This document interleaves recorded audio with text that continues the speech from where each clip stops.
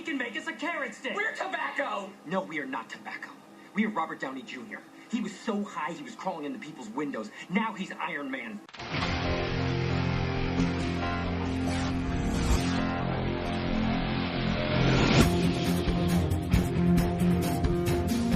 Okay, welcome to a brand new podcast on the Real World Network. It's right, it's a network. We have so many podcasts now. In theory, there will be 3 when you're listening to this. We're recording it way in advance, but it should be the first week of January, and there's a very good reason for that. But before I explain that, I will be one host of this. My name is Matt Waters. You can hear me on pretty much every Real World podcast that exists.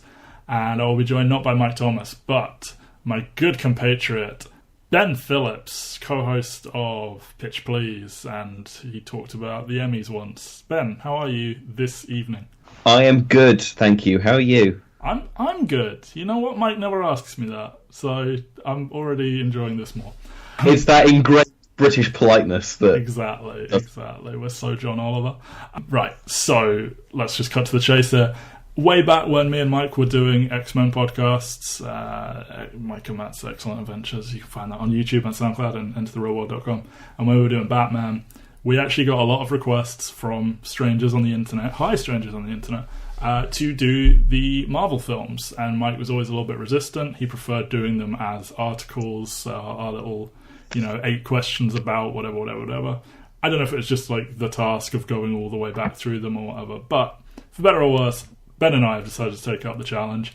And why is it important that this is going to be the first week in January? It's because I sat down and worked out how many weeks until Avengers Infinity War.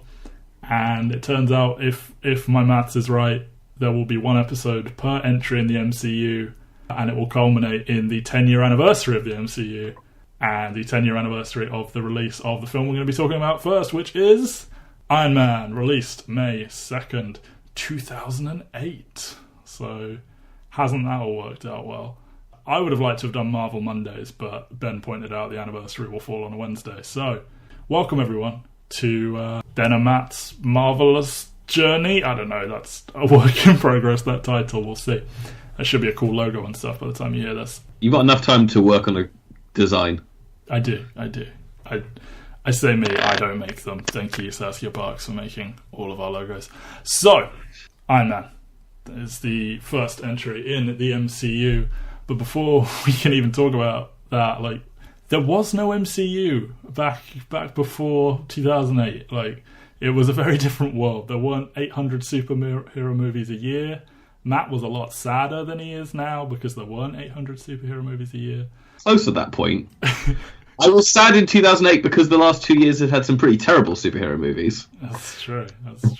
And that's pretty relevant because, because it's the first episode, we're going to do a little history lesson here. So, while Marvel now may seem like an invincible, unstoppable media conglomerate, they were actually bankrupt in the 90s and got bought by a toy company, Toy Biz, I think they were called. Avi Arad and Ike Perlmutter, both of whom seem like complete assholes, bought Marvel. And they actually, to their credit, sort of got them out of bankruptcy by selling film rights to every studio working. So that's why you got Spider-Man and X-Men and Hulk and Fantastic Four and Blade and Daredevil and Elektra and Punisher and Ghost Rider. You're just reading a list now. Ben, I have notes, okay? It's a very professional setup. Most of those films mentioned are not all that good. Some of them are decent. But most importantly, Marvel actually, despite this rescuing them from bankruptcy, weren't making a huge amount per movie. And there were people within Marvel who were like, well, we'd make more if we made our own movies, because then you control the characters and you have a larger profit share. So, Avi Arad's second in command, a man by the name of Kevin Feige, who at the time no one had heard of, who is a great big Marvel fanboy. He came up with this concept of, well, I believe he's credited with coming up with the idea of a shared film universe, which had not really been done before, with characters crossing over into each other's films and building up to team-ups and, all this kind of stuff. And he pitched this idea. They went and got a $525 million loan from Merrill Lynch. That's a significant amount of money. And Arad resigned because he didn't think this would work, I guess. He still gets some producer credits, and I think he works on Spider-Man, but fuck that dude. Fuck Ike Perlmutter as well. So Marvel build this little 6-man team that actually have a working knowledge of Marvel Comics, something that maybe Warner Brothers and Fox could learn from. And they set about creating this shared universe. And I don't think it quite works the same way since Disney bought them out. I think it's now a 3-man team. But never mind. Paramount initially helped them distribute these films, but Disney, as I said, bought Marvel at some point, so they took all that over. And they decided, while they didn't have the licenses to the various films I mentioned before, Kevin Feige noticed we do have the rights to all of the principal members of the Avengers. So why don't we do that? And they decided to kick off with Iron Man, which is a potentially controversial choice, as Ben will cover in a minute. But there had been talks of Iron Man films throughout the 90s. Nicolas Cage and Tom Cruise had expressed interest in playing him. Joss Whedon was at one point working on one. David Hayter, famously writer of X-Men 1 and voice actor for Solid Snake from Metal Gear Solid.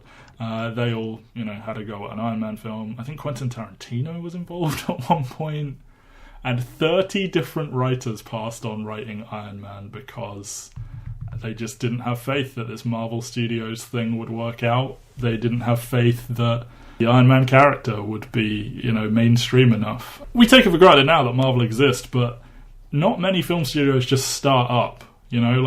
I believe the last major one before Marvel Studios was DreamWorks, and that was a long time ago. So they were attempting a very ambitious thing. It's like a whole Harry Potter thing of how could all these publishers pass on Harry Potter? Well, Ben, why don't you talk a little bit about Iron Man? Because we now think of him as A-list, sort of co-leader of the Avengers, the biggest star in the MCU. But growing up, I watched the Iron Man cartoon, but beyond that, there wasn't a huge amount of Iron Man out there in the world. Now you, as I've said before, trump me when it comes to comic book knowledge, so we're going to defer to you in these episodes to sort of give us a rundown of your kind of history with the character and just sort of some thoughts on them before this movie and what the movie did for them. So why don't you kick us off with some Iron Man talk? Oh god, Iron Man is such a weird character, because obviously he was created in the early days of the Marvel Universe, so you go back to the early 1960s when Stan Lee and Jack Kirby were basically churning out new characters every single month. But even in the kind of hierarchy of those 1960s characters, I doubt you'd even put Iron Man in the top 10 of the ones that they created back then, because it's basically they made... of the ones that people know about, Spider-Man is the only one that Jack Kirby didn't co-create. Yeah. But if you go for what Stan Lee created in the 60s, you've got Fantastic Four, you've got the X-Men, who at this point were bigger, not because of Stan Lee, but because of just the X-Men's proliferation throughout all media by the early 90s. Mm-hmm. And 2000s, the X-Men were huge. Spider-Man is obviously huge. Captain America was, after Superman, probably the biggest patriotic symbol that you had going for you, created in very similar circumstances as Superman by Jewish creators doing something to kind of fight back against the war going war in Europe. And then Iron Man was just this kind of weird character that Stan Lee created because he wanted to do something Cold War-y and have a go at communists. Yep.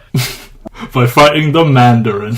Yeah, so, Iron Man is just weird. Most of the interesting Iron Man stories were not done by Stan Lee or Jack Kirby. They were done years later, and they kind of deal with real-life psychological problems. The most iconic Iron Man story of all time is Demon in the Bottle, which is Tony Stark as alcoholic. And it's one of those things that the Marvel Comics did really well, was our characters have real flaws. Something we'll touch on probably quite a bit more in the Ant-Man episode. So Tony Stark as an alcoholic, and also Tony Stark makes technology that gets into other people's hands, are probably the only two pieces of mainstream knowledge that I was aware of, really, in any single. I knew he had a best friend who was also in a suit, a much cooler looking suit from my childhood. It's got missiles and shit. Yeah, but Iron Man's one of the characters who he has two stories that are iconic and probably rise above the rest of them, but for the most part he's thoroughly B-list. Yeah. This film happens and suddenly they draw Tony Stark to look like Robert Downey Jr. and suddenly there are a million Iron Man stories, and Extremis and all this. Extremis was before. Was it before? Oh, my bad. Yeah, so this is why you're here. Extremis was before, because Extremis was where they basically pulled every single design thing they had for Iron Man was from Extremis, and Adi Grainoff's redesign of the character. So I can't remember when it was. I think it was 2006. It was a few years before this came out, or before this came out. Yeah, 2005, 2006 it came. Fair enough. Well, we will mention Extremis again in a few episodes' time. So we will. Extremis will come up. But yeah, Extremis is probably the biggest touchstone for this as a design piece, if we're going for that. Because if you look at the old Iron Man suits, they're very much like... They look like fabric. Like, he looks like he's wearing the classic, tights underpants type thing. Yeah, and some of the costumes are just weird. You've got this whole thing where, if you watch the 90s animated show, you'll know that Tony Stark's got a whole mess of suits. Like, I'm going underwater now, I need the underwater suit, and then it's just a suit. I need the stealth armor. I need the space armor. And obviously, these movies do eventually get into different armors and stuff like that, but it's kind of that. This is getting into Iron Man 3 territory, but they do a very interesting thing where it's more of his psychological state of mind behind why he's making all these suits, as opposed to he needs all these suits because this one suit doesn't do everything it can possibly need to do. Yes. But yeah, so as we're heading into this movie, Iron Man was probably the biggest B-list character that Marvel had. Yeah. Hulk, Thor, and Captain America all have more mainstream showings, just based on the fact that there was the Hulk TV series that with the live action one. Captain America, as I said, was this great patriotic, and so many Captain America films that are very shoddy but had still been made over the years. Yeah, exactly. And I think he was in the Spider-Man cartoon in a little mini arc. And yes, and then Thor is obviously, Thor he was Thor.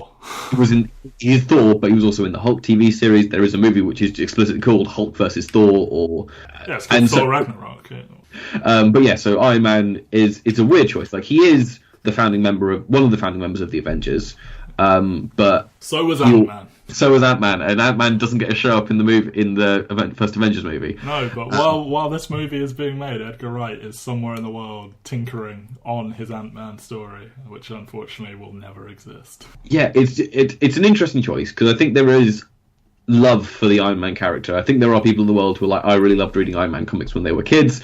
They're the people that weren't reading X-Men. It's what they weren't Spider-Man or X-Men kids, therefore they got left with Iron Man, I guess. Well, do you know who was an Iron Man fan growing up? It was Robert Downey Jr., who was cast in 2008 Iron Man. So yeah, this was their first go at bat. They hired Jon Favreau, who had made Elf, and Zathura. Yeah, Zathura allegedly got in the job because Xavier Rad's kids, or his kid's friend, I don't know, someone was raving about Zathura. Zathura is fun. I enjoyed Zathura when I saw it in the cinema. I hear it's very good, but if you look at this dude's filmography pre-Iron Man, obviously I feel Elf has become a phenomenon over time. I'm sure it was very successful when it came out, but I feel it's suddenly become this amazing of a generation classic. Anyway, they hire Jon Favreau. They give it a budget of $140 million, which, that is a significant amount of money, but budgets have ballooned over time, and also they got some very expensive actors to be in this thing, so it's not modest, but it's not as high as it might be. And it did make over $585 million. This was a launching point for the franchise, and it was also before foreign markets were kind of as important as they are now. Mm-hmm.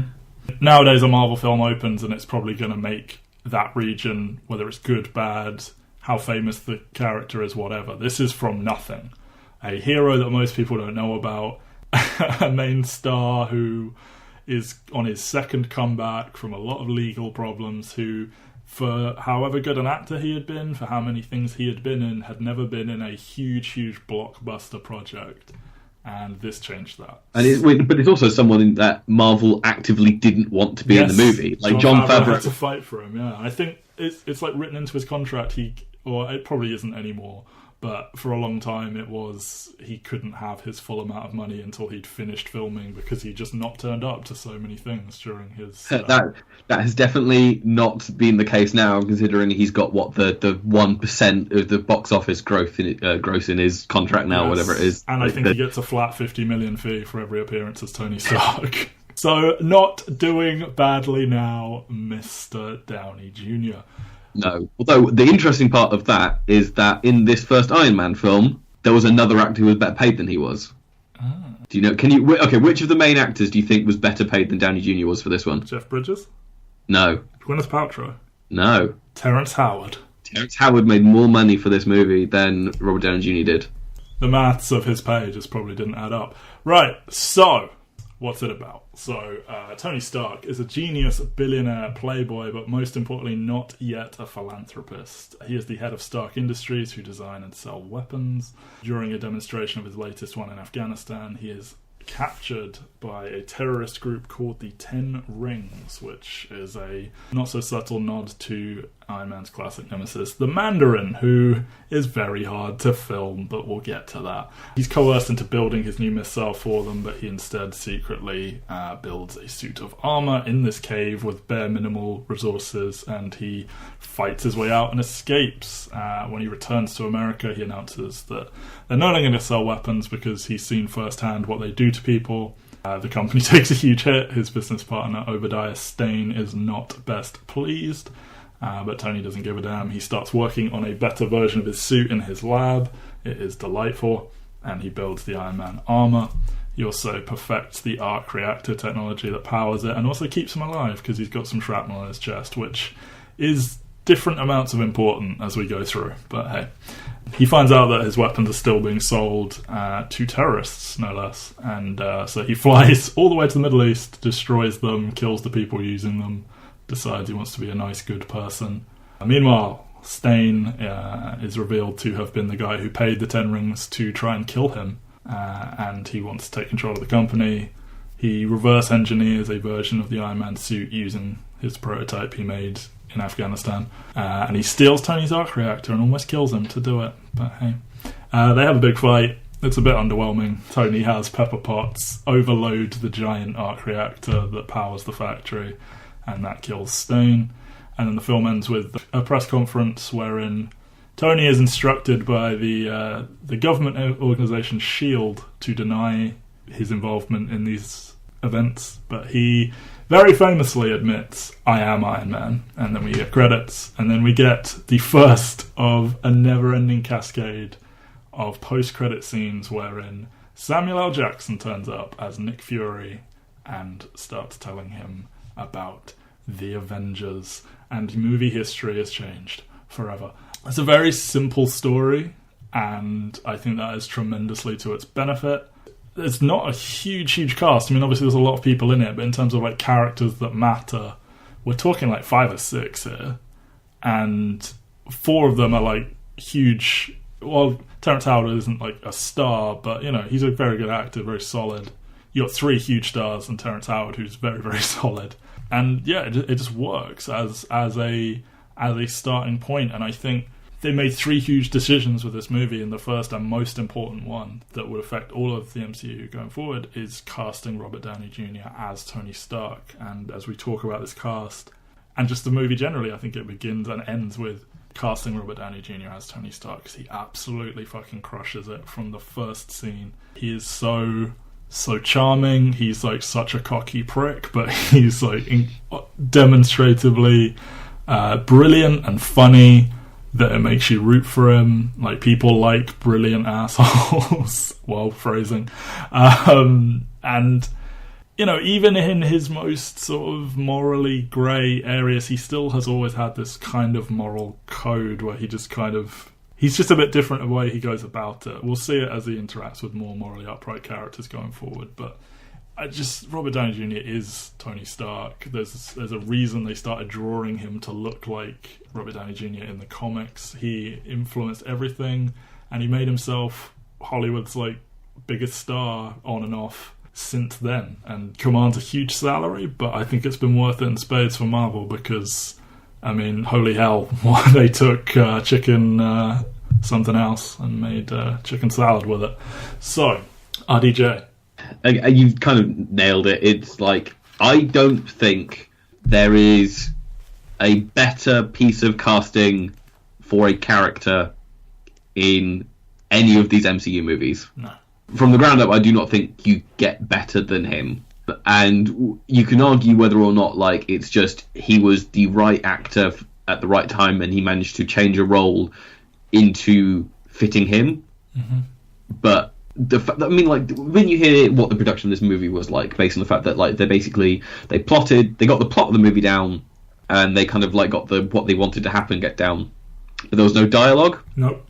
So every single scene of dialogue is improvised, pretty much. Yeah. Like, all was written on the fly on the set. And the fact that there's still such a huge amount of charisma that comes through on the screen just says what a talent, what a force they had in this role, and it shows on screen. Like, I don't think, like, that you can quibble about so much about this movie, in terms of its pacing, in terms of its plot, in terms of, like, its overall meaning, but at the end of it you just kind of come away saying, like, but Robert Downey Jr. is having the time of his life, and I'm having the time of my life watching him do this. It's an absolute tour de force by him. As you said, like, you know, heavy amount of improv. Like, he would try different things in every take. Like, the whole thing of him sitting on the floor during the press conference is all him. And, like, little moments like that, you don't see a lot of that in films, like these little idiosyncrasies. Just so good.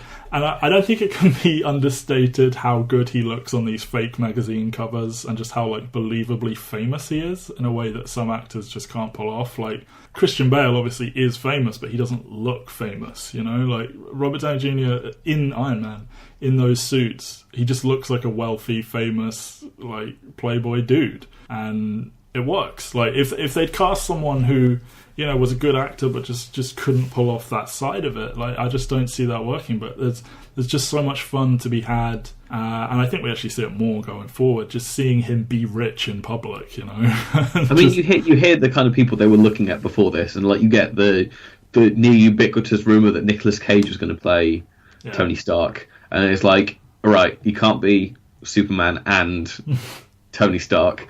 You can be the Human Torch and Captain America, but you can't be Superman and Iron Man.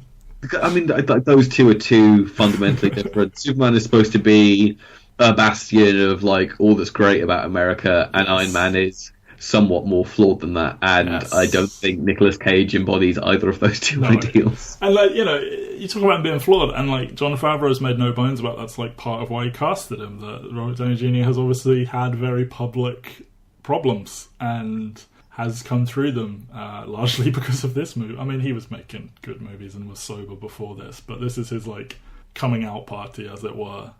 Look, I'm a huge star now. Deal with it. Little kind of references to stuff, like the first scene in the van, well, not the van, the kind of army Humvee, is he's holding the glass of scotch or whatever. It's just like, ooh, they start layering these little things that could go places, but they don't. But they just imply stuff about him. And, like, I mean, again, you mentioned that first scene. He kind of, like, knocks it out of the park completely in that first scene, and you kind of, it takes you a few seconds to figure out what his deal is. Then you realise, oh no, he's the sarcastic, quippy bastard who you just love to be around and all the rest of it. And yeah, it just completely works. And they based him on Howard Hughes, who, I mean, in this country, it's not as big of a name, but in terms of, like, American, like, history, like, it's a very famous, public, kind of crazy dude, genius inventor, etc. And, like, you know, they move it from New York to out in California, and it just works. Like, this is just, you can imagine this person being real, aside from the part where he has magical armor that flies it. Well, it's not magical, it's man-made. You know, this suit of armor. They just did so well at casting a guy that one of his defining traits is just being famous. So I will ask. So obviously, like, we think that Robert Downey Jr. does a spectacular role. I don't think the MCU exists in the form that it exists now if Robert Downey Jr. is not as good in the role as he is. But do you think that Tony Stark goes through a good arc?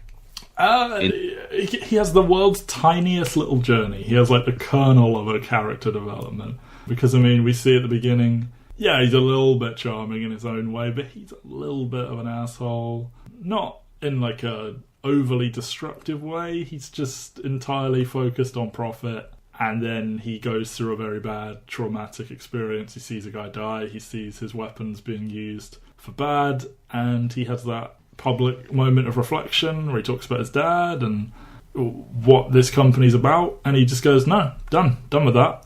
And like literally from that moment on, he's the same for the rest of the film, really.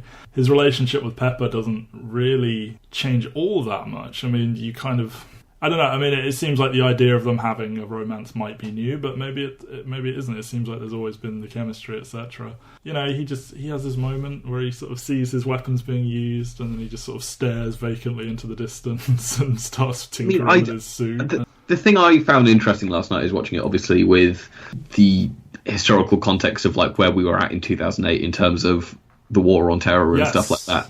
It's very interesting that he flies out there after he gets the news that like the town that his co-prisoner was from has been bombed, and then basically goes and kills a couple of terrorists and then goes home. And it's like that's all there is to do with that kind of thing. Like he doesn't start a war on terrorism or anything like that. He doesn't do anything like actually structured to kind of like stop the systemic terrorism that's going on in the Middle East. Yes. Which is probably for the best in terms of being a movie that isn't going to get controversial, but it's still weird that basically it's more of a revenge mission as opposed to him wanting to stop his weapons getting into the wrong hands. It's not that he's suddenly become a superhero, and like that idea doesn't really occur to him until the end in a very, very, very iconic scene. It's just he's Tony and he's doing this and this is what he will do now, and then that's it. And we won't see him become like truly proactive until we get to the Avengers. But for now, he is still very sort of self-absorbed. Like the suit is his little private tinkering thing.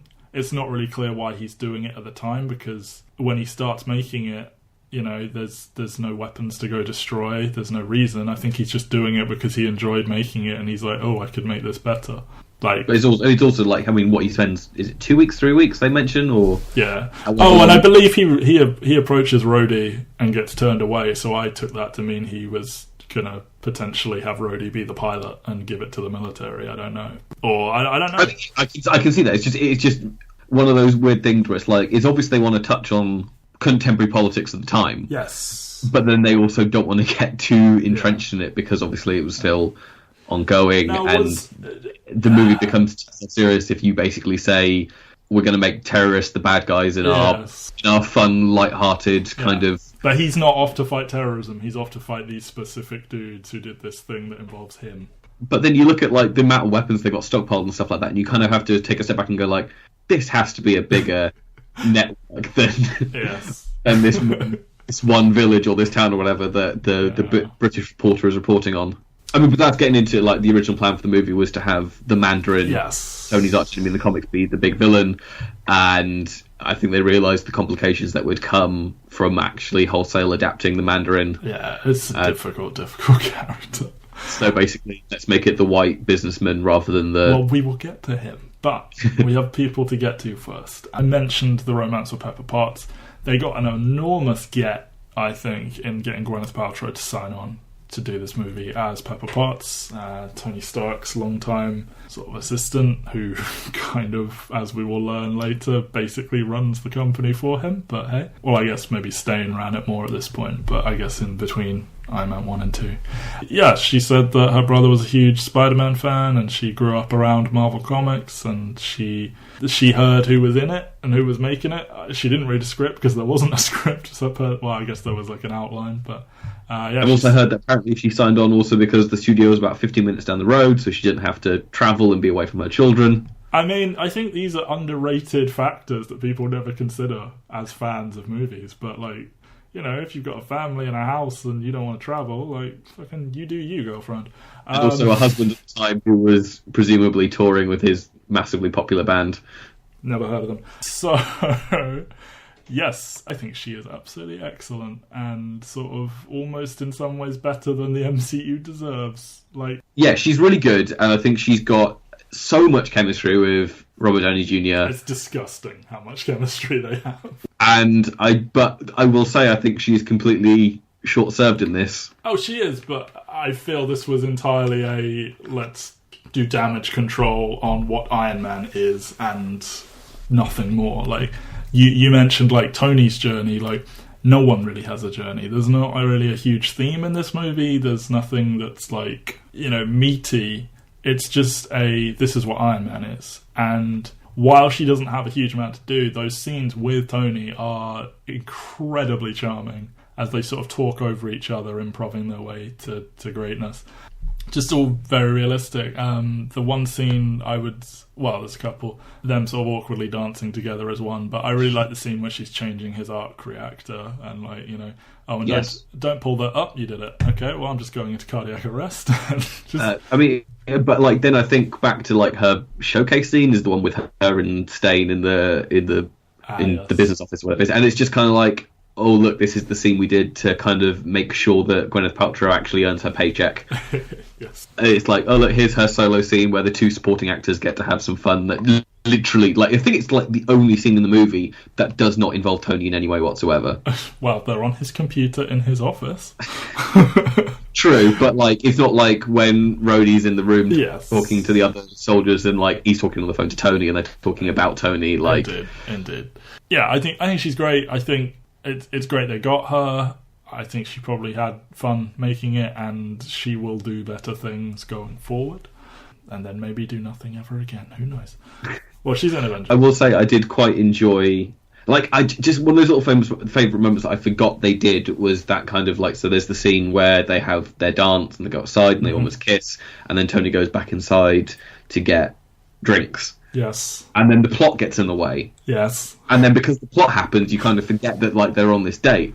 Yeah. But then Pepper brings it up later on in the movie, and you kind of go like, oh shit, I forgot myself that was still a thing going on, and so her bring it up then making me go like, oh crap, no, she was still inside waiting for Tony to come back with her drink, but instead he was finding out that his business partner was evil, and it's one of those. It's a workplace romance where they both openly like each other, and the audience wants it to happen, and they pull it off well, I think, and they have her, and they will have her in the future, but you know. She's there. Terrence Howard, mathematician extraordinaire, as James Rhodes, who will later be War Machine, or will Terrence Howard be War Machine?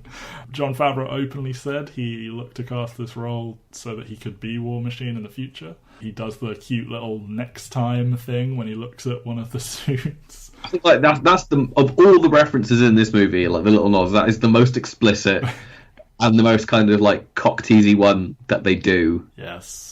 In any movie, like this isn't this isn't Samuel Jackson showing up and saying the Avengers is something we want to do. This is them saying, here's the War Machine outfit. We'll do this in the sequel. He literally says next time, and they did mean it at the time. It's just it wouldn't be him. It's weird seeing Terrence Howard as Rhodey now that we've had Don Cheadle 4 times. Well, Iron Man 1, Iron Man 2, Age of Ultron, and he's in Civil War. Yes, Civil War. So 4. Yeah, we've had 4 Don Cheadles.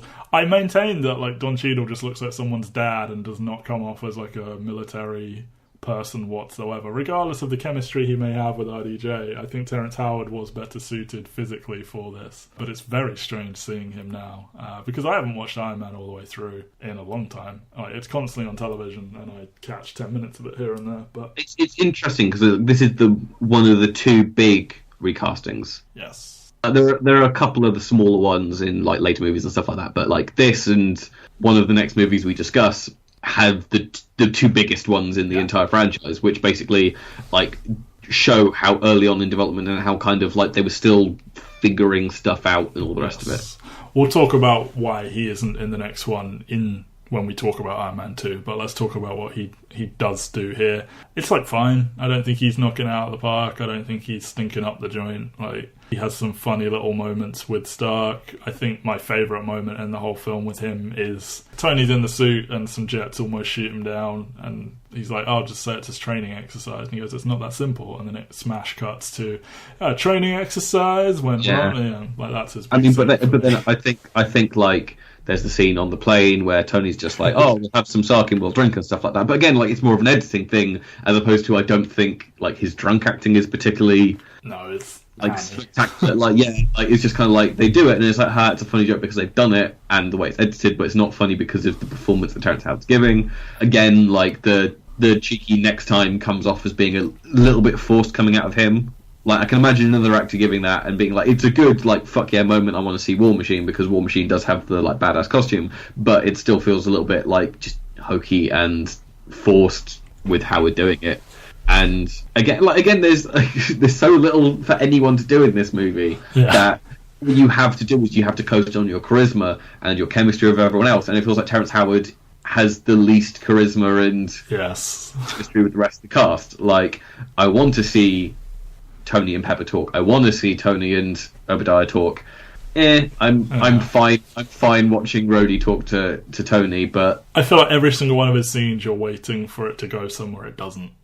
Almost like you're waiting for the big Rhodey scene, and it doesn't really show up. He's just there to smile and be the friend and tease you. Yeah, he's there. I'm shocked he made more money than Robert Downey Jr., but hey. I think it's because he just come off the Oscar win. Yeah, I guess. Or the Oscar nomination, I forget if he actually... Whereas IDG was fresh off the prison stint. I'm not sure, it was like 10 years earlier. Next up, I'm going to change up the format that I ran by Ben at the start, and we're going to talk about Sean Taub as Yinsen. And more generally, we're going to talk about that cave scene at the beginning because they go hand in hand. You know, the Yinsen role, it's a nice little one. It's not like tremendously memorable, but it is tied up in that cave scene, which to me is very memorable because I don't know, had they changed it in the comics to make his origin the Middle East versus Vietnam, or was that done for the first time here? They kept updating it depending. Okay. Like, there's the Elastic Marvel Universe kind Yes. So basically, I think they kept updating it every so often. So it has become the Gulf War at some point. I can't pinpoint exactly when it became the Gulf War or when it just became the kind of Middle East in generic, but it has been updated to that time period. Sure. Okay, well, you know, you start the film with him being charming. He's immediately attacked by terrorists. Ooh, intrigue. You flash back to him being fabulously wealthy, bit of a prick, and then you come back to this cave, and you immediately make this kind of assholey character way more sympathetic because, I mean, he's been captured by terrorists and he's being kept in a cave, forced to build weapons, and instead he is just a genius, and he, from scraps, builds the arc reactor and the suit and a makeshift bomb for the door and all these different things, and it's very, very effective, and I like the little nod to the original suit that he builds there. Yeah, I mean, I think of the MCU origin movies, scenes, whatnot, this is the best origin story. Yes. With all of them. I don't think it's the best origin movie that Marvel have done. I think there is one other better one, but I think in terms of like if you're just going for like how the character became the superhero, I think this cave scene and telling that story is the best version of that they've done so far. So that cave scene, so good. Sean Taub will be back, but you know, he is in theory the guy that sort of, he doesn't really teach Tony how to be a human because, you know, Tony might be selfish, but he's not like a monster or anything. It's just, you know, he humbles him a bit, and I think he has this little impact on him. Yeah, he opens his eyes to it, like there are other people in this world away from your kind of your world and whatnot. Even if it is just this one man telling stories of his life. Yeah. I will say I do prefer this role when it's played by Stanley Tucci in another movie. Yes. We'll get into the differences and similarities between this movie and Captain America when we actually talk about Captain America. But when you watch them kind of close together, you realise how overwhelmingly similar they are in terms of structure. Okay, we have Paul Bettany doing the voiceover for Jarvis, and enlightened me that this was recorded in 2 hours as a favour to Jon Favreau, and as you pointed out, he has now been a character in so many huge movies as Vision. But I mean, he's got 2 movies as Jarvis still, or 3 movies as Jarvis still to go, and then he's obviously got Age of Ultron and Civil War and Infinity War coming up, and based on the trailer, he's got a decent amount to do in Infinity War. Yes. And then maybe nothing ever again. We'll see when we get there. I just think Jarvis is brilliant. Like, obviously, like, I don't know, it's hard. Like, you cast your mind back to this point, and it's not that the concept of an intelligent computer that talks back is, like, completely foreign or anything, but it's just something about the way they do it, the writing, like the conversation between Stark and Jarvis that is so cool. And now we have a world of Alexa and Hey Google and Siri and all this nonsense, but I think Jarvis is my AI. it also goes back to how impressive it is, because there's so much of this movie which is just Robert Downey Jr. talking to inanimate objects. Yeah. Like, there are long scenes where it's just Robert Downey Jr. talking to his like robot helper buddies. Yes. And you have to like I don't know whether or not Paul Bettany was like piped in or whether or not someone is doing it, but like that has to be some of the hardest stuff you can do as an actor. Is basically you have to be charismatic to something that is not there, and you do not know what you're playing off of. Yeah, especially like modern films. Like, how many films are not made with green screen these days? And like, it's crazy, like what these actors do. And like RDJ, as you said, at times he's giving a solo performance, and it's great. And I wanted to talk about Jarvis because my favourite thing about because he's not. A lot of people didn't even know it's Paul Bettany. Like, he's a relatively... You don't even think of him as a character, I'm sure some people. But my favourite part of this movie is him building the Mark II costume in his basement after getting back from Afghanistan. Just seeing him, piece by piece, put this suit together, improve it, fuck around, tinker, like, try and fly, and he smashes into a wall, flying over his car and then landing and saying, yep, I can fly. Just everything, and like, colouring it up and having it made, and by far my favourite part of this film. And just Jarvis is such a huge part of that for me. I mean, it's such a good movie that the kind of it just comes down to the fact like there's so little to this movie that they make the kind of lack of stuff enjoyable. Like, there's not much going on, no, but everything that's going on is enjoyable to watch, and you're just having fun watching them do it. And I mean, it's a really impressive feat that basically when you think about this movie hard, you kind of have to strain to think like, kind of, did anything actually happen? Then you just kind of go back to like that line that he said, or that kind of just piece of physical comedy, like the bit where he says, "I'm going to use 10% of the thrusters," and then he just smashes into the wall behind him. Yes. Such a hard thing to make something feel so laid back. Yes, I think that's a good way of putting it, that like it all seems very comfortable and casual, but they're doing such impressive things. Yeah. I guess, well, Clark Gregg makes his debut as Agent Coulson, an MCU original character. This is all put in here to tease the future of the MCU. He represents S.H.I.E.L.D. A little bit of a shaky performance from him here in his first outing as Coulson. I'm not tremendously familiar with Clark Gregg's career outside of Marvel. I've seen him in stuff here and there after this, but I wasn't really aware of him before this. I mean, apparently he was only supposed to be in one scene, which I assume is the first scene that he was in, where he talks to Pepper and asks to schedule an interview, and he mentions strategic homeland, like the amount of times he says that throughout the movie. But I assume it's that one, because it's the one where like he looks kind of awkward in the suit. You just kind of look at him and you just kind of go like, oh, he doesn't seem like a suit wearer. No, he doesn't. And like, I think he grows into it later on. I don't know whether it's just because they got like an ill-fitting suit for that first scene, but like later on in the movie, he's got more confidence and he's definitely better kind of interacting with the characters. But like when he first showed up, I was just like, oh god, is Clark Gregg having an off day? Because I forgot this is rough. Yeah, and like the character must be second nature to him at this point, considering he's got as many movies as he has and 5 seasons of a TV show. Go that, dude. Yeah, I mean, to go from having, you're going to be in one scene where basically all you're going to do is say this long phrase and then wink at the audience who know what it is, to being the emotional linchpin of the biggest movie the third biggest movie of all time. The Claire Temple of the MCU film division. So Leslie Bibb, as Christine Everhart, is in this film.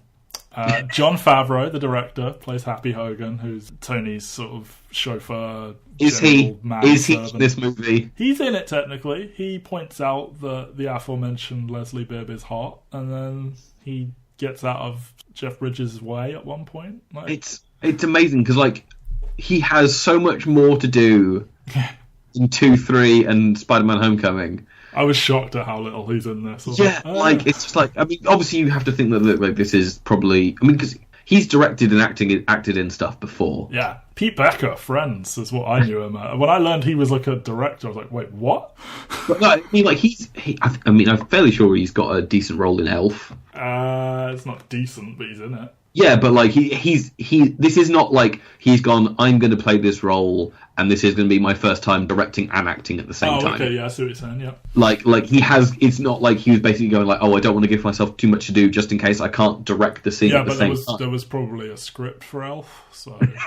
I mean, sure, but it's just the amount that he was bumped up, because it's not like they probably went into Iron Man 2 and then said, oh, we have to make Happy a bigger role because people loved him in Iron Man. It was just he got a bigger role because I don't know, like that. I mean, that movie's bloated to begin with, but we'll get into that. We'll get into that. But yeah, it's weird to see. I mean, because he does such a good job at directing this movie and making the tone and making everything fit together, that him showing up is almost distracting in this one. A little bit, yeah.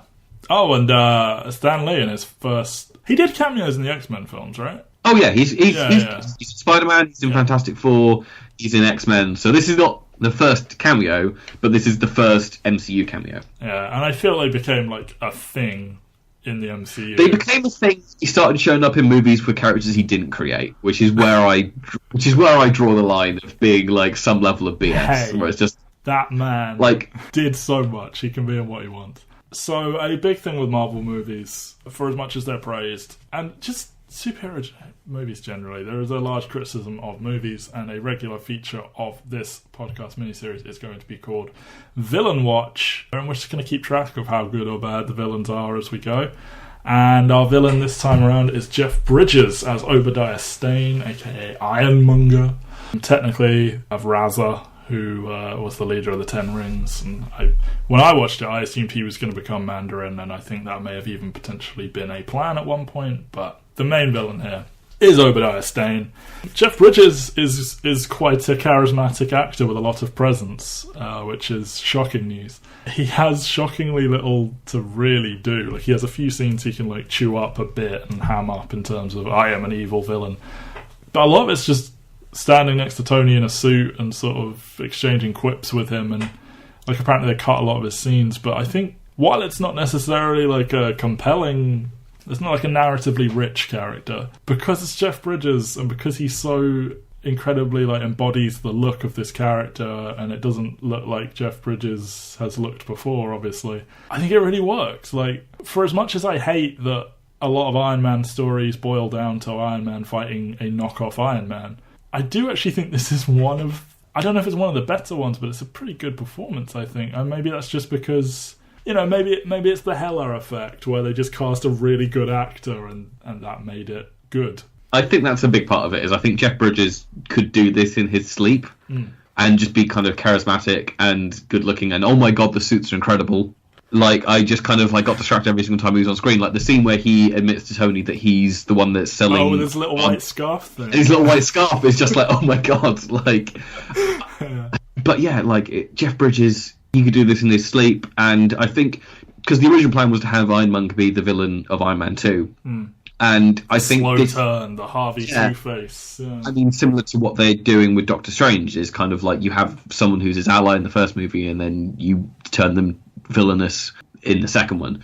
And I think I would prefer that, because I just think like of all the characters, like as much as Gwyneth Paltrow doesn't get an arc, as much as Rhodey doesn't get anything to do really, as much as you've said, like Robert Downey Jr. has the world's tiniest journey, I would just like to see more of Obadiah and Tony be friends, because I think that's where I enjoyed it. And like, as much fun as it is to see Jeff Bridges pulling out little earplugs and making people go paralysed with some of the worst makeup that I've seen in a movie recently. Like, it's still fun, but I just would have liked to see a bit more of him being charismatic and chummy with Tony. I will say, I think of the people that don't have a lot to do, he suffers the least from. I mean, probably Tony, but he suffers a lot less from it than Pepper and Rhodey do, because he's still just being Jeff Bridges, and it's still sort of a semi-memorable character in a way. I'm just sad that the turn kind of comes as suddenly as it does. Yeah. Like, I like the aftermath. I mentioned earlier, like the scene where basically Tony is so blindsided by it, he ignores Pepper, and I think that works very well for the character. But it still literally comes after a scene where they've been chummy and having pizza together, and all these little things, and then like the next scene is just like, okay, we need Jeff Bridges to be the villain now. He's a villain now, and it's like, oh, okay, all right, fine. I've got to ask, why does he make the suit? Like, isn't his whole deal he wants to make more money and make the company more profitable and all this? Like, every single suit would be so expensive, and each one would require an arc reactor, which is again expensive. Like, he's surely not planning to mass produce these things. Like, is he literally just building it to build it? I think the aim is to basically they give him they obviously like the 10 rings dig up the suit. He takes the suit, makes it bigger. Yes, much bigger. Much bigger. And then steals Tony's arc reactor because they can't make it smaller. And then I imagine his plan is to both mass produce the arc reactors and then sell iron suits to the military on both sides of the war at that time. Is what I imagine his plan is, and he just double deals, and then because you see in the movies going forward where everyone wants the Iron Man tech, and everyone's trying to make their own version of the Iron Man tech. It's just that thing where it's just like, ooh, you can have a super soldier who can do all these things, and you put a good soldier in them, and they'll be really, really strong and powerful. I don't know. I just feel it's like maybe missing a line of dialogue somewhere.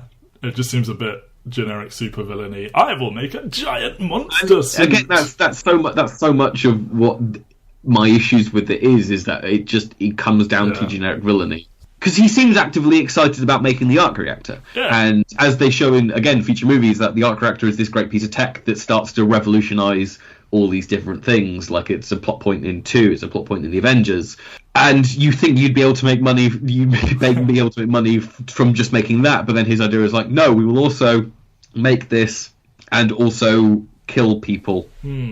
Still, his line reading of Tony Stark built this in a cave with scraps is legendary to me. Right, but for years I've said, because so many people love Iron Man, and a lot of casuals who don't go and see every Marvel film, Iron Man was really good, but I don't know about some of these other ones.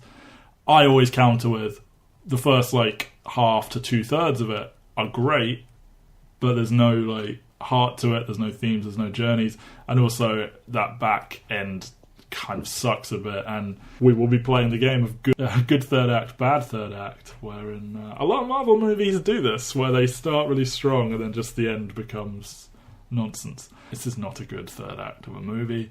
I think there are worse ones in the MCU. Yes, there are definitely I don't think anything this movie does. I think Jeff Bridges is probably the best big bad of all 3 Iron Man movies. Low bar. Yeah, it is a low bar, but I think he is the best of the 3. It might just about be the best third act of the Iron Man movies. Low bar, or I might be completely lying up my arse there, and 2 is actually got a surprisingly decent. No, we haven't watched it yet, but I'm going to tell you no on that one.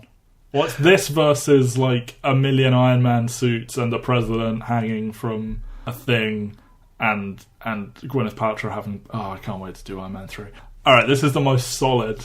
It's the least bad of the 3 Iron Man third acts. My issue with it is that comes down to the fact that I've now watched 17 of these movies, because we're recording this before Black Panther's been released. Yes. There are better ones, and so I think worse of this one. True.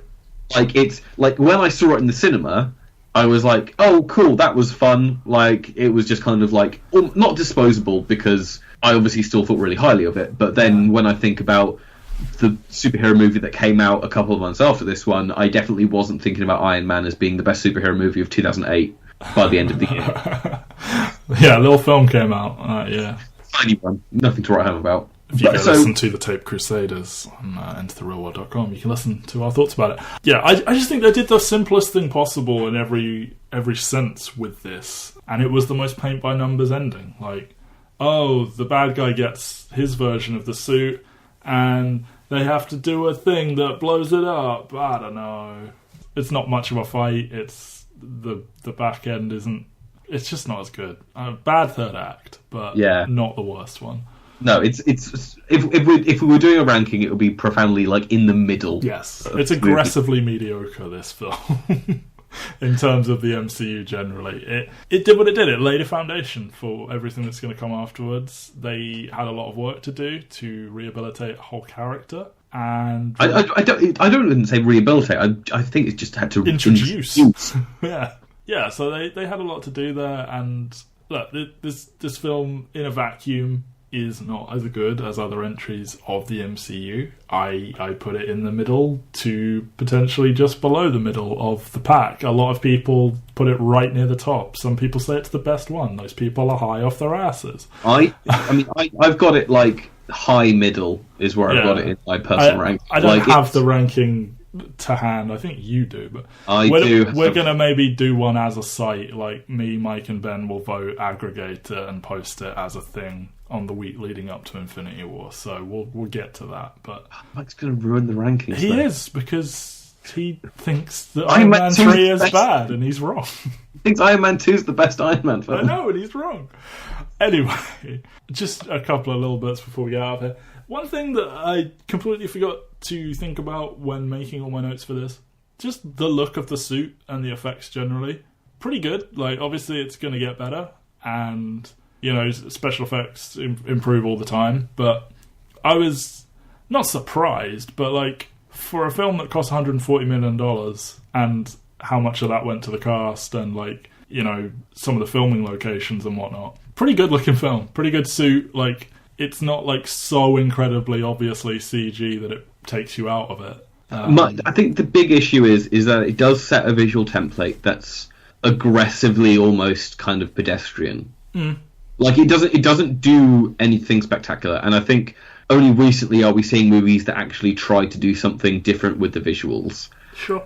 But, like, this movie basically goes, we don't want auteurs. We don't want people with interesting visual ideas. We want people who can make the movie we want them to make. And I think Jon Favreau, like, you look at the people who they've hired after this one, and they're all either low-budget directors coming into their first big-budget movie, or they're TV directors. And, I mean, if you work in TV, then you know that, like, you have lower budgets, less time to do stuff. So basically, a lot of stuff you're doing is basically, we need to get this shot and we need to move on. Yeah. And there's no fancy camera angles and stuff like that. And I mean, I think there is good visual stuff in the MCU, but as much as you can, like, shit all over the DC expanded universe, like, Zack Snyder is an auteur, and he's an infinitely superior, like, visual filmmaker to anyone that Marvel have, but he has his own issues.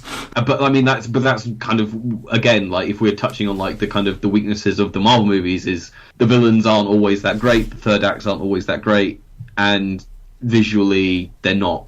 The stuff that's going on the screen is exciting, but how they're showing you the stuff that's going on the screen isn't the most exciting. I understand what you're saying. You're waiting for Scott Derrickson to turn up and fix everything. I mean, I think we've touched on almost everything. For me, I like, Jon Favreau very much laid out the template for pretty much every Marvel film for a long time, where you have your little origin bit, and you have your Easter eggs, and you have your post-credit scene.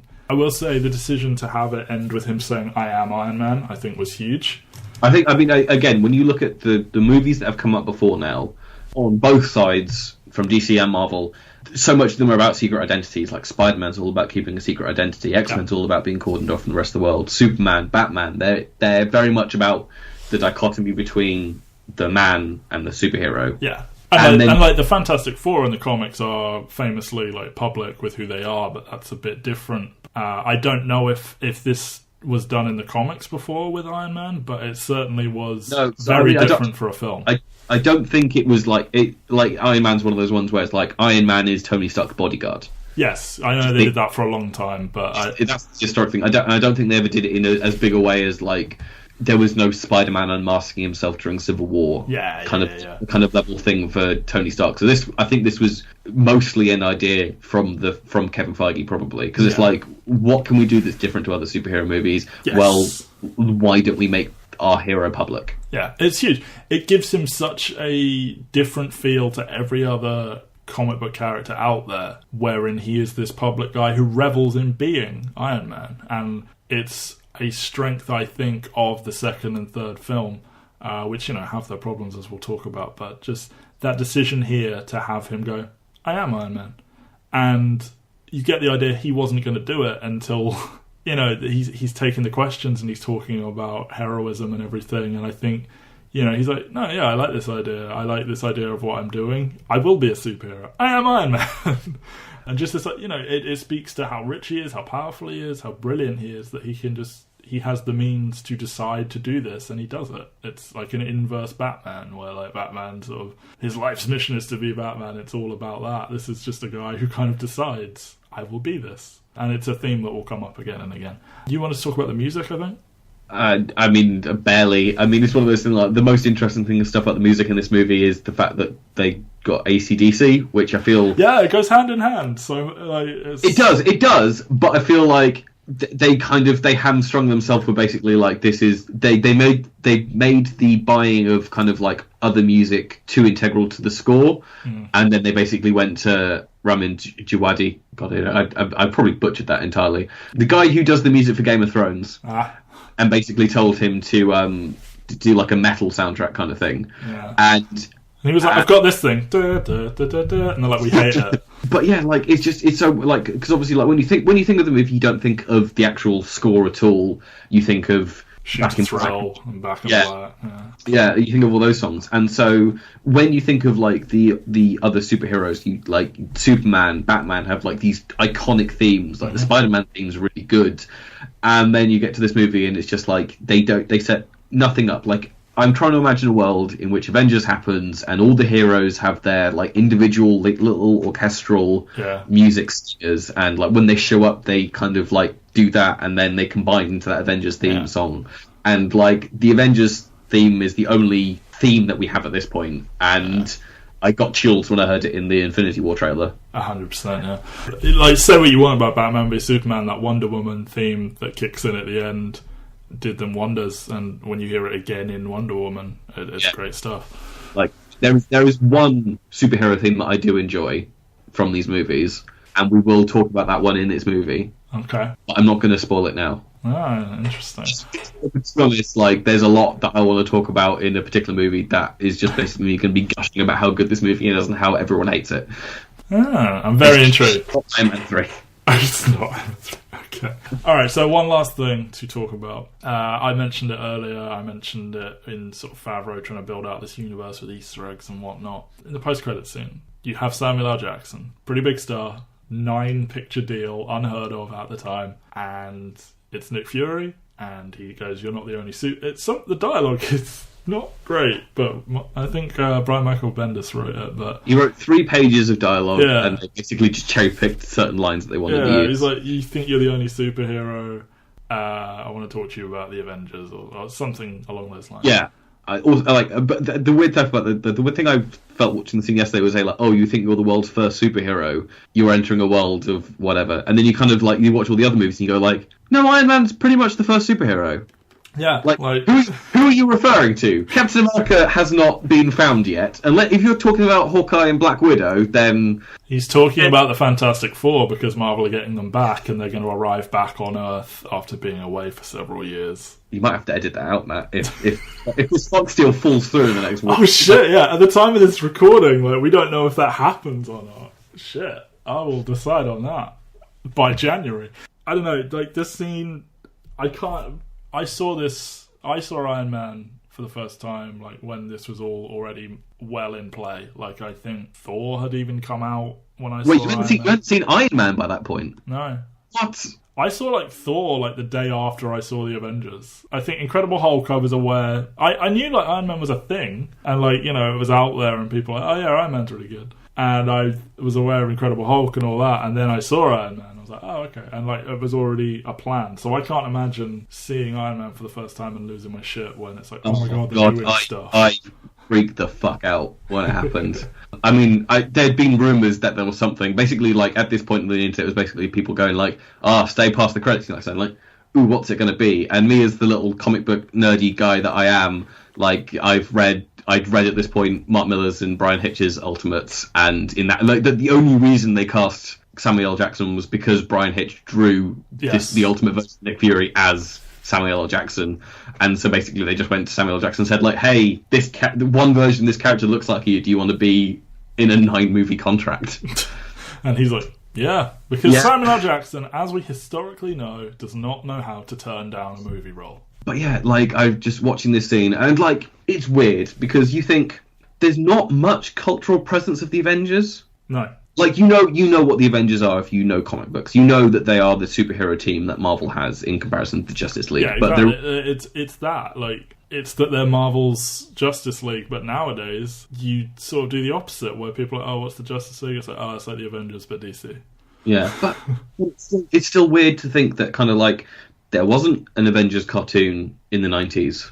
No. Like there was Spider-Man, there was X-Men, there was a Hulk cartoon, there was an Iron Man cartoon, but like there wasn't this super team cartoon, and yet somehow my little early comic book fan brain was able to tell that this was a big deal. Yeah, it's crazy because, like, I don't know, I think there's a reason that they put it at the end of the credits in some ways, because that's for, like, big fans in a way, because I don't think that name carried any weight, and I don't think he doesn't say his name as Nick Fury, but I don't think that carried any weight to the mainstream. So I think it's a statement of intent that, like, yeah, we're making films that we want to be blockbusters, but we are also concerned with the canon, and these are being made by Marvel, not just some studio that have glanced at a comic book once upon a time, and they're there to give you little winks and nods as a fan. And like, as my comic book knowledge has increased over time, because when I watched these early movies, I didn't know shit about Marvel. Like, I knew what I knew from cartoons and stuff, like, and video games. Like, I hadn't really read many Marvel comics, and as it's increased over time, and I see these little winks and nods, I get such a kick out of it. And I can imagine that it was that times a million when you see Nick Fury show up at the end. Like, yeah, I mean, like that. I think that was the biggest moment. Like, I enjoyed the War Machine reference. I enjoyed like the little tiny nods, like as I mentioned, like the little glass of scotch in Tony's hand at the start of the movie. Like, I enjoyed a lot of these things, but it's the Nick Fury one that you just kind of go like, this is real. Yeah. Like this is something bigger. They are promising so much at this point, and I think it's a lot more successful than probably the next couple of these kind of post-credit scenes. Like, definitely the next one. The next one will require even more discussion about. The next one barely makes sense. The post-credit scene that takes them 8 years to pay off. Yeah. Anyway, it was a crazy thing they were trying. Like, if you say it in a vacuum, oh yeah, we're going to make like 5 movies that lead to one movie. Like, that's a lot of risk. That's like James Cameron saying, I'm making 5 Avatar movies. Like, I'm filming 4 of them back to back. Yeah, that's like Warner Bros. Saying we're going to make 5 Fantastic Beasts and Where to Find Them movie. Like, it's crazy, but it worked. And we've seen DC try it, and it doesn't work when you outright state it and you don't finesse it right. So, but Marvel did this the right way. They did. In that they hid this scene at the end of the credits, and if this movie bombed, they could just ignore it, and they could move on and do what they wanted to do next with whatever. Yeah. And I mean, I don't even think that the cameo at the end of the next movie was filmed until after this movie had been a success. No, I doubt it. I think that was literally the last thing that was shot for the next movie in the series, and the only reason it's there is because Iron Man 1 was such a massive success, or like such a surprise success. It made the amount of money that it made, and no one was expecting it to make that much money. I remember people talking about it. It made a lot of money. So important. It laid that foundation. You know, it's very bare bones, and I'm surprised we got this much conversation out of it, but we did. And it can't be understated how important it was as a starting point. They will make better, and they will make worse. But for this first episode on Iron Man, I think that is gonna do it. So the next audio you hear will be concerning The Incredible Hulk with Ed Norton, you know, who's a huge part of the MCU, as you all know from the 17 films that have come. So yeah, we'll be talking about that, and that'll be fun. I think this has been good. This has been Ben and Matt's Marvellous Journey. Thank you for listening. Bye, Ben. Bye.